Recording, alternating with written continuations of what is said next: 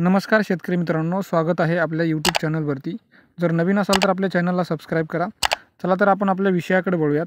तर आजचा आपला विषय आहे चाऱ्याचं जे काय प्रकार आहे आपला हिरवा चारा। तर हिरवा चारा हा जनावरांसाठी किती महत्त्वाचा आहे हे आपण आज सांगण्याचा प्रयत्न करणार आहोत। तर दुधाचे जनावर असतील, तुमच्याकडे जर दुधाच्या गायी असतील, म्हशी असतील तर त्यांच्यासाठी अत्यंत महत्त्वाचा हा चारा म्हटलं तर हिरवा चारा आहे। त्याच्यामध्ये तुम्हाला मी जे दाखवत आहे ते बघा, आपल्याकडे एक घास गवत आहे, त्याला आपण हत्ती गवत देखील म्हणू शकतो। तर जवळजवळ याची जर उंची जर तुम्हाला बघायची म्हणलं तर याची उंची 12 ते 14 फुटापर्यंत आहे। आणि याच्यात आपण 2 कटिंग करू शकतो। म्हणजे कशा करू शकतो 2 प्रकारे कटिंग। 28 दिवसात 1 महिन्यामध्ये तुम्हाला हे 12 फूट 10 फुटाच्या वरती हे बघायला मिळेल।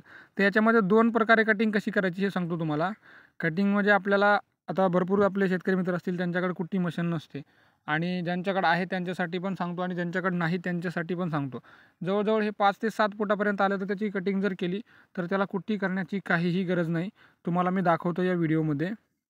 तुम्ही बघू शकता जे आपलं बैल आहे ते कशा प्रकारे जे मोठं चिपाड आहे, म्हणजे घासाचं जे चिपाड आहे ते बघा कशा प्रकारे खात आहे।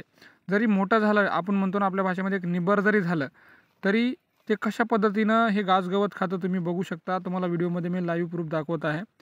तर याच्यामध्ये तुम्हाला मी 2 कटिंग सांगितल्या अशा की आपण याच्यामध्ये 5 ते 7 फुटापर्यंतही कट करू शकतो। आणि ज्यांच्याकडे कुट्टी मशीन असेल त्यांनी थोडंसं याला वाढू द्या, कारण तुमच्याकडे जर जास्त जनावरांचं युनिट असेल तर ते तुमच्या फायद्यासाठी असेल, कारण चारा तुम्हाला जास्त प्रमाणात मिळेल। त्यामुळे ज्यांच्याकडे कुट्टी मशीन आहे त्यांनी 12 फूट 14 फुटापर्यंत वाढू द्या, आणि ज्यांच्याकडे कुट्टी मशीन नाही आहे अशांसाठी तुम्ही हे जे आहे ते एक 7 फुटापर्यंत तुम्ही याची कटिंग करू शकता।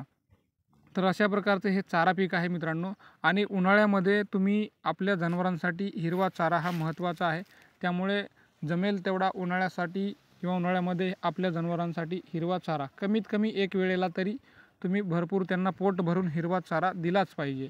तर हाच आपला विषय होता मित्रांनो। आपण अशाच शेतीविषयी नवीन माहिती आपण आपल्या यूट्यूब चॅनलवरती अपलोड करत असतो। तर हा व्हिडिओ तुम्हाला आवडला असेल तर आपल्या चॅनलला सबस्क्राईब करा, आणि या व्हिडिओला लाईक करा, आणि हा व्हिडिओ जास्तीत जास्त शेतकऱ्यांपर्यंत पोहोचावा। धन्यवाद। तर पुन्हा भेटू आपण नवीन व्हिडिओमध्ये।